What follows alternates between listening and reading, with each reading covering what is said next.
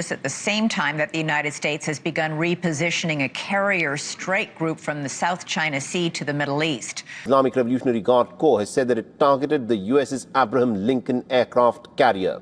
Unmanned Iranian drone that was approaching USS Abraham Lincoln in Arabian Sea. 3:17 local time, Strait of Hormuz, 50 nautical miles off the coast of Bandar Abbas. The Persian Gulf is glass flat, the kind of stillness that only exists in the deepest hours before dawn. Aboard the USS Abraham Lincoln, a Nimitz-class supercarrier displacing 100,000 tons of steel and steel-eyed sailors, the night shift is settling into routine. Coffee in the wardroom. The low hum of reactors 1 and 2 pushing the carrier through dark water at 12 knots. 5,000 sailors and aviators aboard, most of them asleep, dreaming of home, of California, of Norfolk, of children they haven't held in 8 months. In 4 minutes, this calm becomes a crematorium of light and metal. 63 projectiles are about to crest the radar horizon. What unfolds next will redraw the map of deterrence in the Middle East. Picture it. The Lincoln steaming in formation with Carrier Strike Group 3. 2 Arleigh Burke-class destroyers, the USS Spruance and the USS Michael Murphy, flank her port and starboard. The Ticonderoga-class cruiser USS Mobile Bay rides ahead, her Spy 1 radar arrays sweeping the sky in cold electronic patience.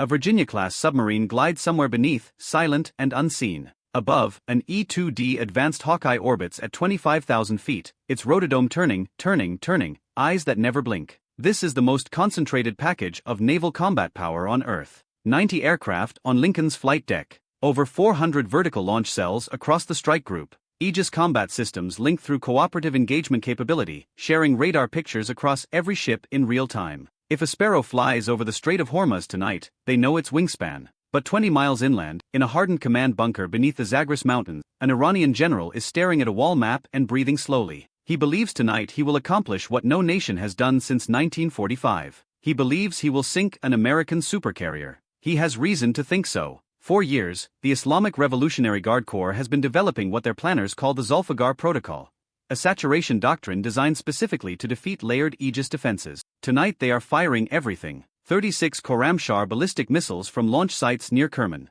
18 Hawkeyes land attack cruise missiles skimming the wave tops at 50 feet, and the secret weapon, the one Western analysts have whispered about but never confirmed. 9 hypersonic glide vehicle, allegedly derived from Chinese DF-17 technology, traveling at Mach 8, capable of evasive maneuver in terminal phase. 63 weapons, 1 target. The general believes the math is on his side. He believes the Lincoln cannot intercept what it cannot track. He believes by sunrise, the world will see footage of an American carrier burning in the Gulf. But there is a problem with his plan. What he doesn't know is that for 9 hours, an unblinking eye has been watching his missile crews fuel their launchers. A Lockheed Martin Spurs satellite in geostationary orbit detected the thermal signature of bulk hydrazine transfers at 1830 hours yesterday. A second satellite, an NRO bird whose existence is officially denied, has been counting trucks in and out of the Kerman launch complex for the past 72 hours. The general thinks he is launching a surprise attack. He is launching into a trap. 0351 hours. The first ballistic missile leaves its transporter erector launcher in a column of white fire.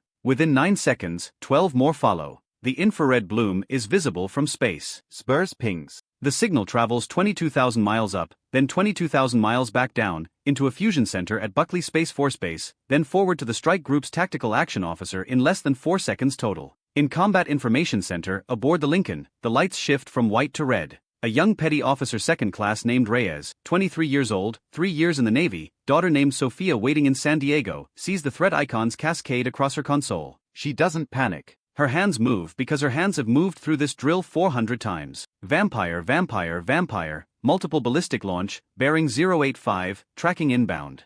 Imagine you're standing on that bridge. Klaxons screaming. The 1MC announcing general quarters. 5,000 sailors moving from sleep to battle stations in under 90 seconds. Watertight doors slamming shut along the entire length of the ship. The flight deck crew sprinting towards Super Hornets already being spotted on the catapults. Heart pounding so hard you can feel it in your teeth. Could you hold steady? Could you make the next call? The strike group commander does. Weapons free. Engage at maximum range. Aegis to auto. What happens next is not chaos. It is choreography. Brutal, precise, computer-mediated choreography that has been rehearsed for 40 years. At 0353 hours, the USS Mobile Bay opens her vertical launch cells. SM-3 Block IIA interceptors leave their tubes in plumes of white smoke, climbing on solid rocket motors at 20 Gs. These are exo-atmospheric kill vehicles, designed to engage ballistic threats in the midcourse phase, hundreds of kilometers above the Earth's surface. They do not carry warheads. They kill by hitting their targets directly at closing speeds exceeding 30,000 kilometers per hour. A bullet hitting a bullet, 100 miles up. The first Khorramshahr is intercepted at apogee, 480 kilometers above the Gulf, by an SM-3 launched from Mobile Bay's forward VLS. The kinetic kill vehicle separates, maneuvers on hydrazine thrusters, and strikes the warhead bus dead center. From the deck of Lincoln, the intercept appears as a brief, brilliant star, there then gone. Then another, then 6 more, then 15. In the first 90 seconds, 22 ballistic missiles are eliminated above the atmosphere.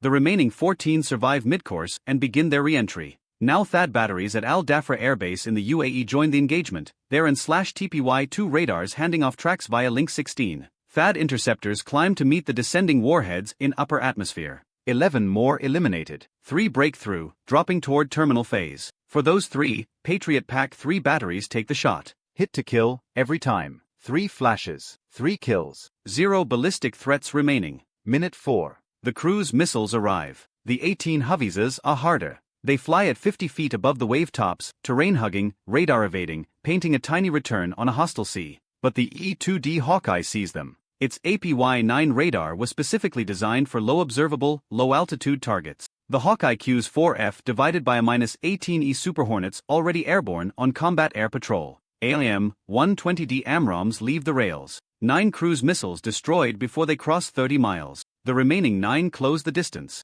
Now it is the destroyer's turn. ESSM Block 2S launch from the Spruance and the Murphy in pairs. 8 more cruise missiles vanish in fireballs above the water. 1 survives. 1 Hawkeye, having absorbed the chaff and decoys, breaks through to within 2 miles of the Lincoln. Now we meet the last layer. The Phalanx CIWS, 20 millimeters of tungsten penetrators leaving the muzzle at 4,500 rounds per minute. 3 seconds of fire. The cruise missile disintegrates 800 yards from the carrier's hull. Spray reaches the flight deck. Nothing else does. But the secret weapon is still coming. 9 hypersonic glide vehicles, descending from the upper atmosphere at Mach 8, performing pull-up maneuvers, jinking laterally. The Iranian general believes these are unstoppable. He has been told this for 2 years. He has been lied to. The U.S. Navy has been quietly fielding the SM-6 Block IB, a hypersonic-capable interceptor with a dual-mode seeker and increased divert authority. Mobile Bay launches first, then Spruance, then Murphy. 27 SM-SIXS in the air, 3 for every glide vehicle. The intercepts happen at the edge of the atmosphere, where the glide vehicles are most predictable. 7 kills on the first pass. 2 Lycos maneuver violently. The Aegis system reassigns. Second pass engagement. Both eliminated at 60 kilometers altitude. 63 weapons launched. 63 weapons destroyed. The strait is once again silent except for the distant rumble of debris re-entering the atmosphere. A final falling shower of confetti from a parade nobody attended. 7 minutes have passed since the first launch detection. In the Pentagon, the Secretary of Defense is on the line with the President. The President listens. The President speaks 4 words. Execute Response Package Alpha. Now comes the answer. You don't fire 63 missiles at a U.S. carrier strike group and walk away. That is not policy. That is doctrine, written in steel and signed in 1986 over the Gulf of Sidra. From the Lincoln's deck, 12 F-35C Lightning IIs are already airborne, having launched during the engagement. They climb to 40,000 feet and turn east. Each carries 2 AGM-158C LRASMs internally, plus a pair of GBU-53 Stormbreakers. They are stealth. They are silent. They are coming. From the Mediterranean, the USS Gerald R. Ford Carrier Strike Group launches a coordinated package of F/A-18FS and EA-18G Growlers, refueling over Saudi Arabia from KC-40 SIXS out of Al Udeid. From Diego Garcia, 2 B-2 Spirits lift off, each carrying 16 JSSMER cruise missiles. From the Arabian Sea, an Ohio-class guided missile submarine, the USS Florida, launches 154 Tomahawk Block V missiles in 18 minutes. From Al Dhafra, F-22 Raptors push north to establish air superiority. This is not retaliation. This is a calculated demonstration.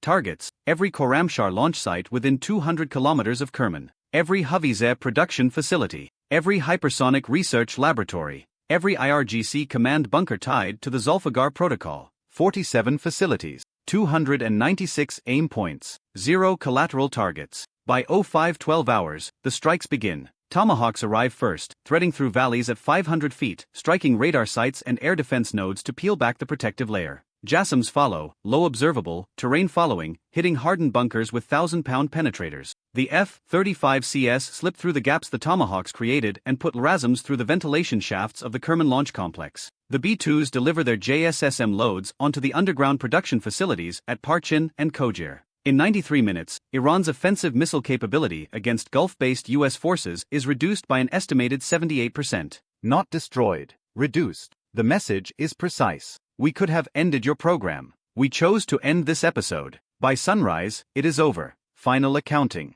Iran launched 63 weapons including their classified hypersonic capability. The United States destroyed all 63 in flight. The U.S. then struck 47 facilities with 296 precision weapons, with 294 confirmed hits. American casualties, 0. American equipment lost, 1 Phalanx barrel that overheated and required replacement. Total engagement duration from first launch to last counterstrike impact, 134 minutes. Less time than a feature film at the multiplex. In the time it would take you to watch a movie with your family, a war was launched, defeated, and answered. Here's what this scenario reveals. The era of the unstoppable hypersonic weapon, the era promised by glossy parade footage and television announcers in adversary capitals, is largely a myth when those weapons meet a fully integrated, multi-domain, sensor-fused defense network. Saturation tactics fail when your adversary sees your missiles before you launch them. Surprise is impossible when 12 satellites, 3 radar networks, and 100 analysts are watching your launch sites in real time. The lesson isn't that America is invincible.